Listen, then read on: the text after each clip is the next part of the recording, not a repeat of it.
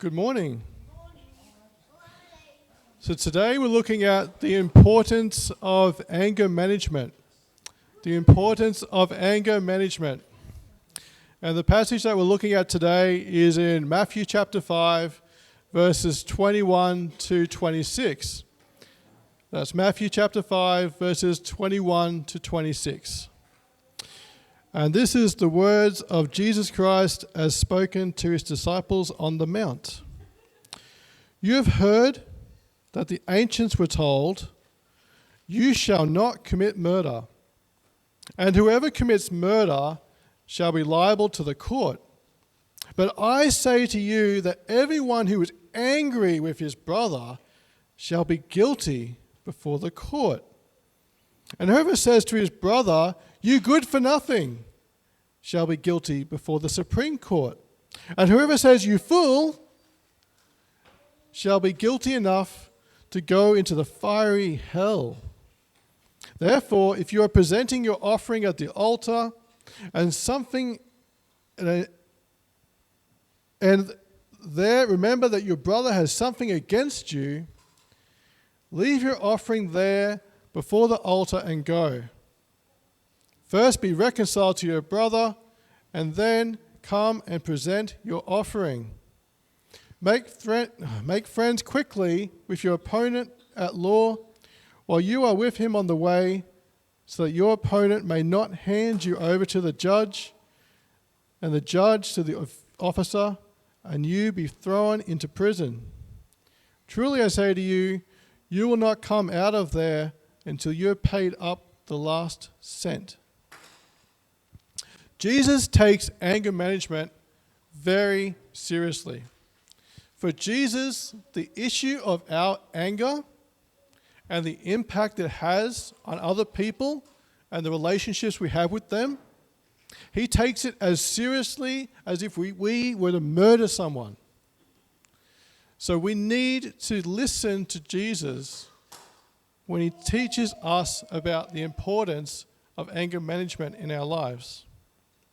And the reason Jesus takes it so seriously is because the strong and intense emotions that we experience within us when we're angry, and the thoughts that we have both internally and that we verbalize externally, and how we then lash out towards ourselves and towards others, can cause great hurt, great pain, and great suffering. And can be very damaging to our relationships.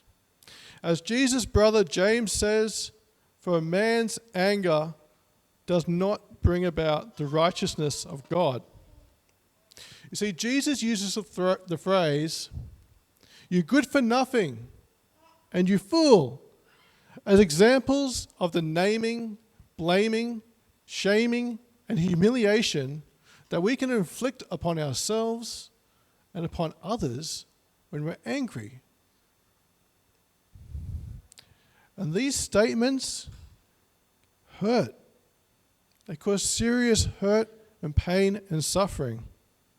And Jesus said we are just as answerable in his eyes for the statements that we say to others when we're angry, and the emotional upset and distress that we cause to them from our anger. In his eyes, we are just as answerable for that as if we were to murder somebody. So Jesus highlights to us the importance of anger management as something important that we have to work on in our lives. And he does this by specifically looking at conflict resolution. So in other words, you've gotten yourself angry, you've done some damage to a relationship, you've caused hurt, you've caused pain. Now, here is an example of conflict resolution. Here is another example as to why it's important that you look at anger management in your life. Because Jesus doesn't want the hurt that we cause other people to damage our relationships. Jesus is all about relationship. He's all about connection. He's all about restoring relationship with us and humanity. He's all about reconciling us to himself. This is what Jesus is all about. And Jesus wants us to do that to those in our lives that we've hurt because of our anger.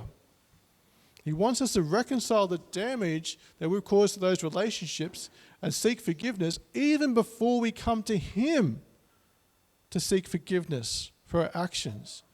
Jesus is saying, no, go and sort out that relationship. Go and be reconciled. Seek forgiveness from them. Then come to me and tell me what you did and seek forgiveness from me. And he uses the example of this prolonged court proceeding to highlight the importance of apologizing and seeking forgiveness early and promptly for our actions when we cause pain and suffering to other people. And I think it's a brilliant example that Jesus used, because I look at my own parents' divorce, which dragged on for over 18 months. And because of all the bitterness and the anger and the hurt and the pain that was in that relationship, the poison that was there, two people couldn't even come to a 50-50 agreement on their divorce settlement. It had to drag out through the courts, get mediators, get lawyers, spend money to then end up getting to a 50-50 divorce settlement. This is why Jesus gives us the example of a prolonged court proceeding. He's saying, don't get to that stage. Don't get to some prolonged, drawn-out situation because of the damage you've caused in a relationship. You want to head that off. You don't want to even get to that point. You're saying, deal with the situation when it happens. Deal with the consequences of your anger towards somebody, towards yourself, the hurt, the pain, the suffering that's caused. Deal with that promptly. So anger management is something we have to work on daily. And there are various strategies that we can use. And I'm going to list 5 of them for you. The first one is the traffic light system. So when you drive your car and you get up to a set of traffic lights, you're going to see a red light, a green light, a yellow light.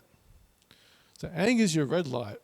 That's I've lost it. The steam's coming off your head. You're blowing up. You are no longer in control of your thoughts and feelings. You've got 2 parts to your brain. You've got a thinking part and you've got an emotional part. And what happens when you're angry is you literally blow your top off. Your thinking rational side of your brain is just completely disconnected from your emotional side, and it's just running amok. That's when you're red. And you want to try and bring yourself back down through yellow to green so that your thinking side and your emotional side are all connected again, and you can actually think rationally about a situation. So the idea behind the traffic light system is that over time you start to develop a sense of when you're about to go red. When you're no longer green, but you're yellow. Some people just go from green to red. The idea of the traffic light is, when am I yellow? What are the signs that I'm about to lose my stack?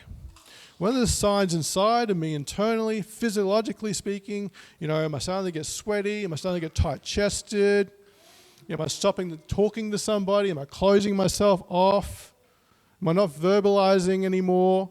What are the signs that you can pick up on that trigger in your mind this idea, I'm about to go red?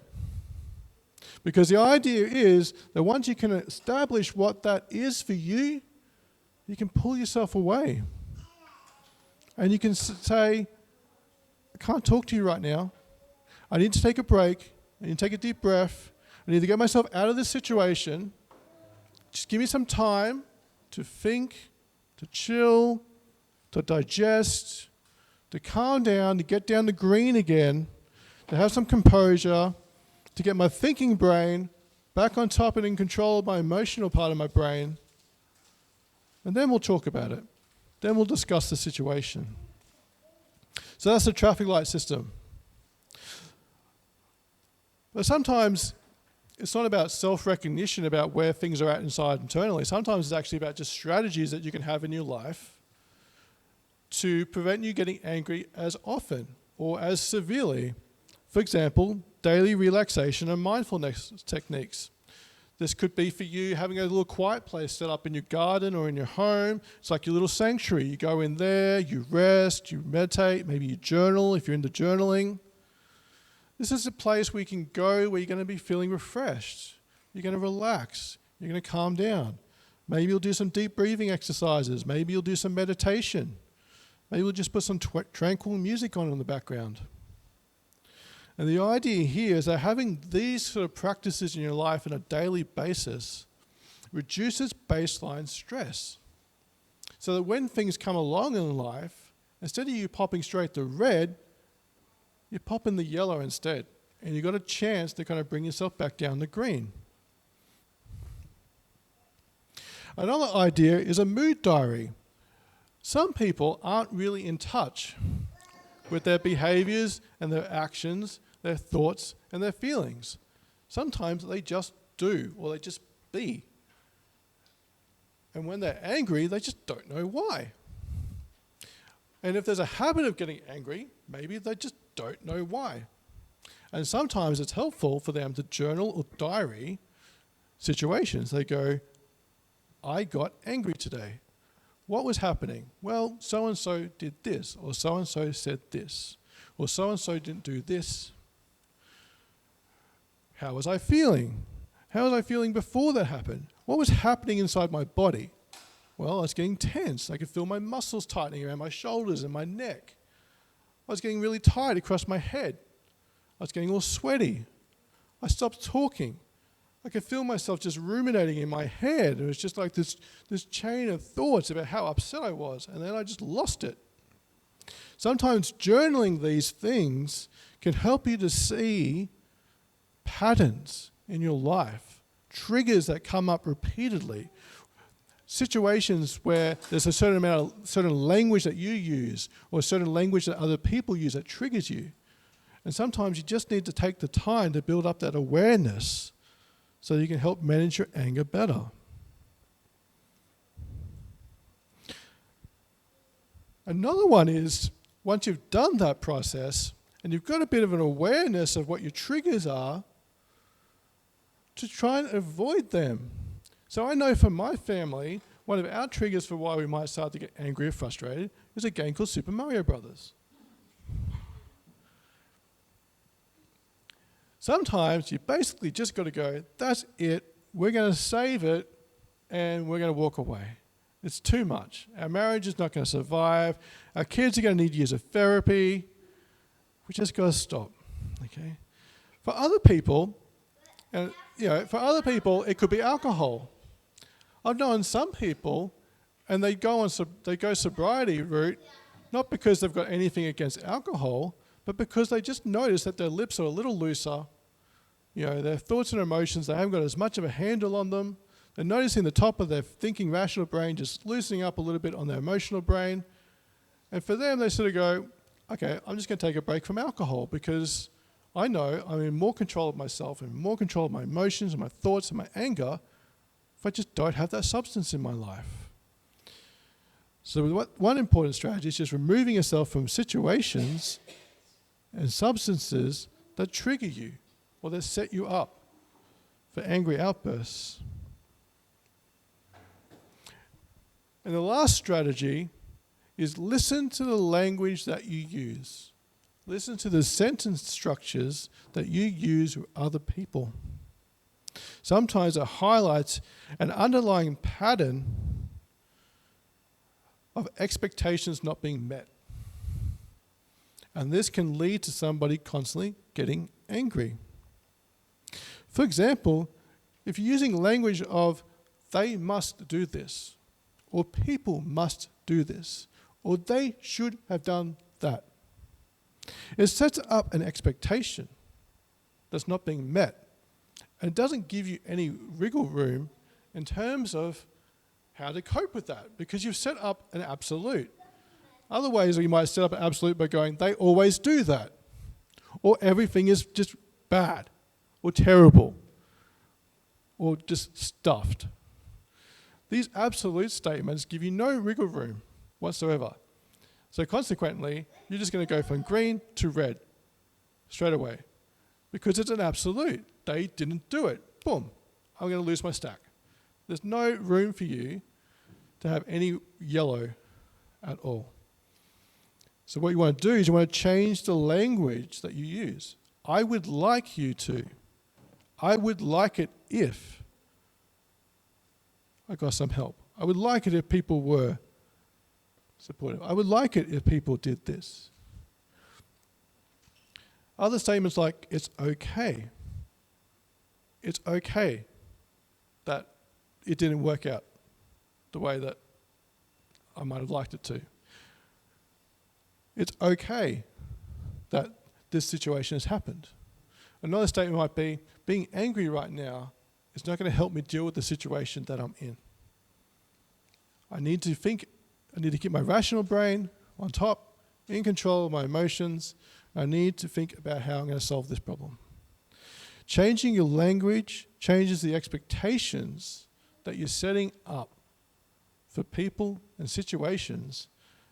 And by changing those, you give yourself wiggle room to be yellow instead of to be red. See, we're not perfect. And even if we use these strategies that we've just discussed, we're still going to get angry. There's still going to be situations when we're going to lose control of our emotions. We're going to say something that we regret. We're going to hurt someone. Maybe we hurt ourselves if we're directing anger to ourselves, or we hurt somebody else because we direct anger towards them. And if we do, when we get into these situations, Jesus teaches us that it's important to apologize and ask for forgiveness from those that we've hurt, even ourselves. Sometimes self-forgiveness is needed. Sometimes you've used a couple of should statements on yourself, and sometimes you just need to just be kinder to yourself, less angry towards yourself. Forgive yourself. We also need to seek forgiveness from Jesus.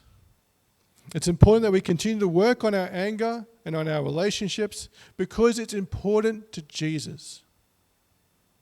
And therefore, it's important to us as well.